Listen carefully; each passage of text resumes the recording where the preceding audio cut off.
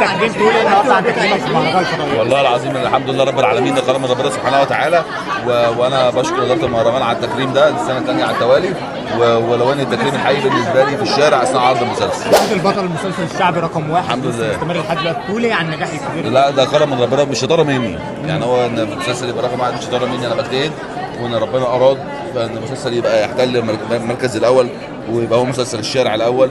دي حاجه تفرحني وحاجه تشيلني هم ان انا السنه الجايه اقف قدامك هنا فاقول لك تقول لي يا علي كلايك المسلسل رقم واحد.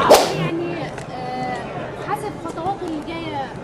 هو الحمد لله النهارده اخواتي بيحبوني، فلازم احافظ على الحب ده، لازم يكبر الحب ده، ولازم هم دايما شايفين ان ثقتهم فيا في محلها. تفاصيل مختلفه عكس بعض بنسمعها عنه، فانت تقدر تقول لنا ايه دلوقتي؟ لا هو مسلسل باذن الله مختلف عن فهد البطل، مختلف عن عرب السويركي، ولو انه برضه بيدور في منطقه شعبيه ترفيهيه وسط البلد، وان شاء الله المسلسل يكسر مصر باذن الله والقهوه تدغدغ.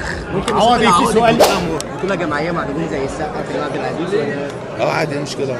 عوضي، انت قلت انت في سؤال شغل الشارع المصري كله، انك قلت انك هتدخل عشه زوجيه قريب، الناس كلها لا انا قلت بعد رمضان. بعد، طب ما احنا بعد رمضان. طب ما انت كويس، قلت ما قلتش في العيد.